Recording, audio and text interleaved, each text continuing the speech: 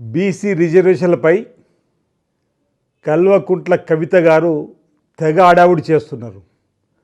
అసలు బీసీలకు మీకేం సంబంధం అనే సూటిగా ఒక ప్రశ్నను వేస్తూ బీసీల పైన కపట ప్రేమ, మొసలి కన్నీరు కార్చే కార్యక్రమం తప్ప అసలు మీ ప్రభుత్వ హయాంలో బీసీలకు మీరు చేసింది ఏంటి అనే మాట ఈ సందర్భంగా అడుగుతూ, మా బలహీన వర్గాలకు సంబంధించినటువంటి అంశాలపై మాట్లాడుకునే మా నాయకత్వంలో పోరాటం చేసుకొని మా హక్కులను కాపాడుకునే శక్తి బలహీన వర్గాలకు సంబంధించినట్టు మాకు ఉందని మాట ఈ సందర్భంగా చెప్తూ, మీ ప్రభుత్వ హయాంలో బీసీ కార్పొరేషన్తో పాటు అనేక కార్పొరేషన్ నిర్వీర్యం చేసి బీసీలపై లేని ప్రేమను ఒలగబోస్తూ ఎంబీసీ కార్పొరేషన్ ఏర్పాటు చేసినరే. ఆ ఎంబీసీ కార్పొరేషన్ ద్వారా అన్నా పైసలన్నా చెల్లించి బీసీల పట్ల ఏమైనా న్యాయం చేశారని అడుగుతూ ఉన్నాం.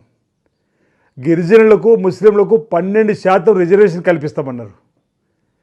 మీ తండ్రి గారు ముఖ్యమంత్రిగా 10 సంవత్సరాలు అసలు రిజర్వేషన్ల ప్రక్రియలో ఎప్పుడన్నా పెంపొందించే ఆలోచన చేశారు. ఎందుకు మీరు రిజర్వేషన్లు ఇవ్వలేరు అడుగుతున్నారు గిరిజనులకు, మైనార్టీలకు. అంతేకాదు, కులగణన ఈరోజు బీసీల బావు కొరకు, బీసీల అభ్యున్నతి కొరకు గౌరవ ముఖ్యమంత్రి రేవంత్ రెడ్డి గారు మా అగ్రనేత రాహుల్ గాంధీ గారు ఇచ్చినటువంటి ఆలోచనతోటి ఎవరి ఇస్తా ఇంతో తేలాల్సిందే, వారికి అంతా ఈ దేశ సంపదతో పాటు ఉద్యోగాలు, విద్య, ఉపాధి ఇతరత్ర చెందాలని చెప్పని, రాజకీయ అంశాలు కూడా చెందాలని చెప్పని ఇచ్చినటువంటి పిలుపు మేరకు అసెంబ్లీలో మా బీసీ సంక్షేమ శాఖ మంత్రి పొన్నం ప్రభాకర్ గారి ఆధ్వర్యంలో ఒక తీర్మానం ప్రవేశపెట్టుకొని మా గౌరవ ముఖ్యమంత్రి రేవంత్ రెడ్డి గారు ముందుకు పోతున్న సందర్భంలో ఈరోజు దేశానికి తెలంగాణ ఒక రోల్ మోడల్ అవుతుంది. బీసీ జనాభా కుల గణనకు సంబంధించినటువంటి అంశాలు మేము ముందుకు పోతుంటే ఆ కుల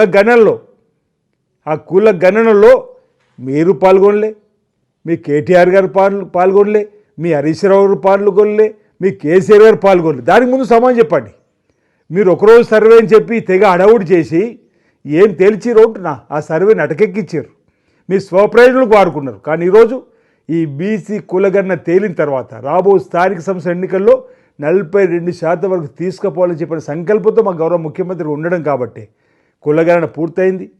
ఈరోజు క్రోడీకరించే పనిలో ఉంది ఈ ప్రభుత్వ యంత్రాంగం అంతా. ఆ తదుపరి బీసీలకు లబ్ధి చేకూర్చేటువంటి కార్యక్రమం మేము చేయడానికి కోసం మా ముఖ్యమంత్రి రేవంత్ రెడ్డి గారి నాయకత్వంలో ఈ కార్యక్రమం జరుగుతూ ఉంటే ఏదో బీసీల కోసం ఉద్యమం చేస్తున్నట్టుగా లిక్కర్ కేసుని ఏదైతే 6 మాసాలు వ్యక్తిగతం అయినప్పటికీ కూడా దాన్ని మీరు అడ్డుపెట్టుకోవడం, లేకపోతే దాన్ని మైపరిపించడం కోసం చేసేటువంటి కార్యక్రమం తప్ప మరొకటి కాదనమాట.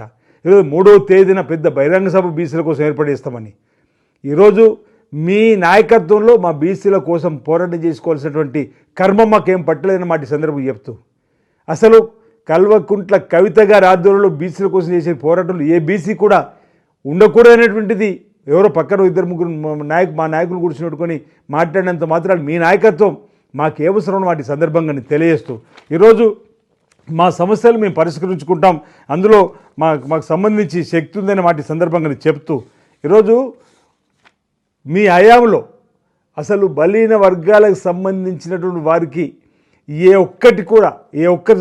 ఒక్క సందర్భంలో కూడా న్యాయం చేయనటువంటి మీరు ఈరోజు కళ్ళబొల్లి కబుర్లు చెప్పి కపట ప్రేమతోని బీసీల కోసం ఆ లిక్కర్ కేసును తప్పించుకోవడానికి, లేకపోతే లిక్కర్ కేసును మరి తెర మీదకి రాకుండా చూడడానికి కోసం ఇది బలహీన వర్గాలకు సంబంధించినటువంటి అంశాన్ని మీద తీసుకురావడం తప్ప ఈరోజు ఈ ప్రభుత్వం కృతనిశ్చయంతో ఉండే బీసీ కులగణన చేసింది. అందులో కులగణనలో మీరు పాల్గొనరు. ఈరోజు దీన్ని తెగ హడావుడి చేసి ఏదో మార్కులు కొట్టేయాలనుకోవడం.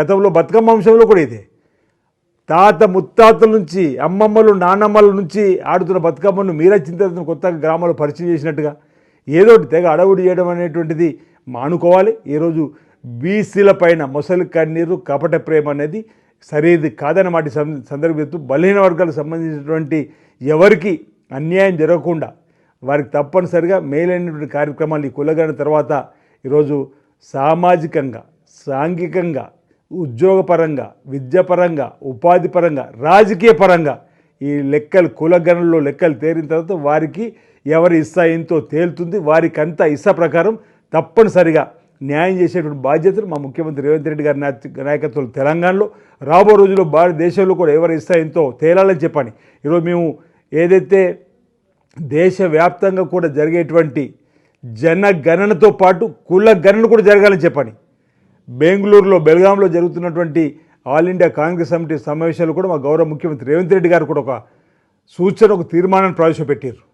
ఈ విధంగా దేశవ్యాప్తంగానే మీ రోజు బీసీలకు సంబంధించి మేలైన కార్యక్రమం చేయాలని చెప్పని చూస్తున్నటువంటి మా చిత్తశుద్ధిని మీరు శంకించాల్సిన అవసరం లేదు. నేను బలహీన వర్గాలకు సంబంధించిన వారందరూ కూడా విజ్ఞప్తి చేస్తున్నా, రాబో రోజుల్లో ఈ కుల గణనలో మన బీసీల వాటేంతో తేలుతుంది. దానికి అనుగుణంగా మనకు రాజకీయ వాటా, ఉపాధి వాటా ఈరోజు పరిశ్రమలకు సంబంధించిన అంశంలో కానీ, విద్యారంగంలో కానీ, ఉద్యోగ రంగంలో కానీ తప్పనిసరిగా మనకు న్యాయం జరుగుతుంది చెప్పినటువంటి భావన సందర్భం వ్యక్తం చేస్తూ ఈరోజు కల్వకుంట్ల కవిత వారి నాయకత్వం మనకు అవసరం లేదన్న మాట కూడా సందర్భంగా తెలియజేస్తా ఉన్నాను.